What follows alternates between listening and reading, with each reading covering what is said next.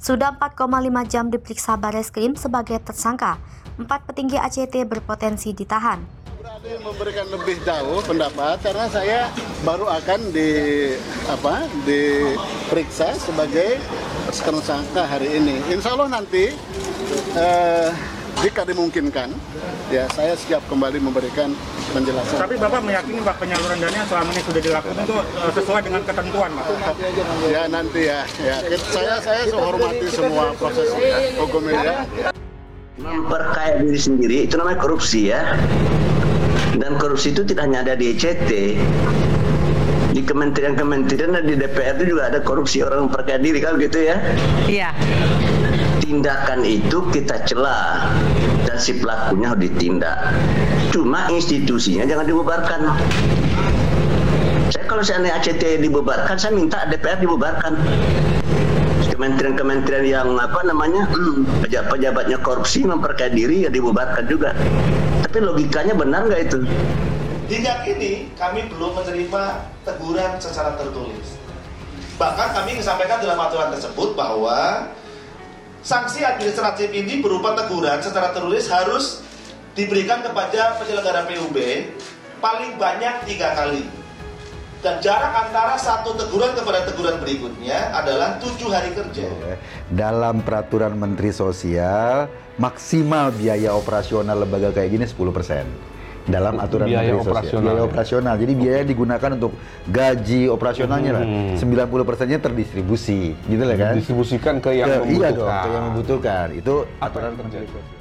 Bareskrim Polri memeriksa 4 petinggi lembaga aksi cepat tanggap sebagai tersangka untuk pertama kalinya, Jumat 29 Juli 2022. Kesempatannya adalah Ketua Dewan Pembina ACT Ahyudin, Ketua Dewan Pembina Yayasan ACT Nova Riyadi Ilham Akbari, Anggota Dewan Pembina Yayasan ACT Heriana Hermai, dan Ketua Yayasan ACT Ibnu Kajar. Mereka sudah menjalani pemeriksaan sejak pukul 13.30 WIB hingga pukul 18.00 atau sudah 4,5 jam. Mereka belum juga keluar dari ruangan pemeriksaan di Mabes Polri. Kepala Biro Penerangan Mabes Polri Brigjen Ahmad Ramadan mengatakan, keempatnya diperiksa untuk pertama kalinya setelah ditetapkan sebagai tersangka sejak Senin 25 Juli 2022 lalu. Menurut Ramadan, apakah nantinya akan dilakukan penahanan terhadap keempatnya, itu menjadi kewenangan penyidik. Dari hasil pemeriksaan sementara, kata Ramadan, Yayasan ACT ini mengelola 2 anggaran, yakni anggaran implementasi dan anggaran operasional. Ramadan menyatakan keempatnya dijerat dengan pasal berlapis mulai dari soal penyelewengan dana hingga pencucian uang. Selanjutnya, pasal 70 ayat 1 dan 2 junto pasal 5 UU nomor 16 tahun 2001. Sebagaimana telah diubah UU nomor 28 tahun 2004 tentang perubahan atas UU nomor 16 tahun 2001 tentang yayasan.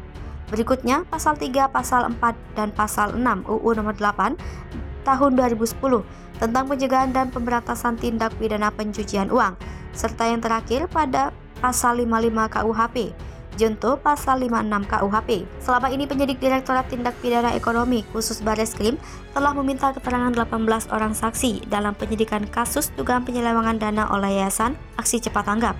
Pemeriksaan saksi-saksi telah bergulir sejak Ditipideksus melakukan penyelidikan pada Jumat 8 Juli 2022. Sebelumnya, Kepala Subdirektorat 6 Direktorat Tindak Pidana Korupsi khusus Bareskrim Komisaris Besar Andri Sudarmaji menuturkan pihaknya telah melengkapi administrasi dalam penyidikan kasus ACT. Dia menuturkan saat ini 4 orang tersebut belum dilakukan penahanan. Mengenai waktu penahanan, dia tidak menyebutkan lebih lanjut. Andri menjelaskan masih ada kemungkinan saksi lain dalam kasus ini yang bakal diperiksa. Hal itu dilakukan untuk melihat tambahan data atau keterangan yang dibutuhkan. Selain pencekalan atas keempatnya, polisi juga telah menyita 56 kendaraan operasional milik ACT yang berada di gudang kawasan Gunung Sindur, Bogor. Camat Gunung Sindur membenarkan adanya gudang ACT di wilayahnya. Namun pihak ACT selama ini belum pernah melapor kepada kecamatan terkait aktivitas gudang yang berada di kawasan Gunung Sindur. ACT selewengkan dana umat. Koperasi 212 terjerat menyusul AA Jim. Usai kena seret gak terlibat dia. Koperasi Syariah 212 terkena imbas dalam kasus penyelewengan dana umat yang dilakukan oleh Lembaga Kemanusiaan Aksi Cepat Tanggap. ACT diduga melakukan penggelapan terkait dana untuk ahli waris korban kecelakaan pesawat Lion Air JT610 senilai 34 miliar. Salah satunya mengalir pada Koperasi 212. Penyalahgunaan ini untuk keperluan tidak sesuai dengan peruntukannya, yaitu Koperasi 212 sebesar 10 miliar, pengadaan armada truk kurang lebih 2 miliar, kemudian program Bigfoot Bus 2,8 miliar, pembangunan pesantren peradaban Tasikmalaya 8,7 miliar, dana talangan Civic Chen 3 miliar, dan dana talangan PT MBGS 7,8 miliar. Sementara itu, Abdullah Gimnastiar alias Aagim diduga menjadi salah satu pengurus Koperasi Syariah 212 sebagai Dewan Penasehat. Polri, ACT selewangkan 450 miliar dari total donasi 2 triliun. Direktorat Tindak Pidana Ekonomi Khusus Bareskrim Polri kembali menemukan fakta baru terkait kasus penyelewengan donasi oleh Yayasan Aksi Cepat Tanggap. Selain diduga menyelewengkan 103 miliar donasi Boeing kepada keluarga korban Lion Air JT610, ACT juga diduga menyelewengkan donasi 450 miliar dari 2 triliun yang dikelola. Ramadan menjelaskan, pada 2015 sampai 2019, ACT menggunakan surat keputusan dari pengawas dan pembina ACT dengan pemotongan berkisar 20-30% sebagai dasar yang dipakai oleh yayasan untuk memotong donasi. Kemudian pada 2020 sampai sekarang, berdasarkan opini Komite Dewan Syariah, Yayasan ACT melakukan pemotongan sebesar 30%. Ramadan mengatakan, dana yang diselewengkan itu diklaim untuk dana operasional Yayasan ACT, adapun asal donasi 2 triliun itu didapat dari dana sosial. Insiden lipat kertas saat konferensi pers kematian Brigadir J, apa yang ditutupi Komnas HAM. Potongan video Komisioner Komnas HAM Khairul Anam lipat kertas hasil investigasi 20 CCTV terkait kematian Brigadir Joshua viral di media sosial. Momen lipat kertas hasil investigasi itu terjadi saat konferensi pers di Komnas HAM pada Rabu 27 Juli 2022 petang. Dalam konferensi pers itu, Khairul Anam didampingi Kabag Penum Polri Kombes Nurul Aziza. Dalam video tersebut, tampak Khairul Anam awalnya memberikan keterangan seputar hasil investigasi 20 CCTV yang didapat berkaitan dengan kasus kematian Brigadir Joshua. Selanjutnya, Anam memperlihatkan sebuah kertas hasil investigasi kepada awak media. Akan tetapi, Anam buru-buru melipat bagian sisi kiri kertas berukuran 1 meter lebih itu.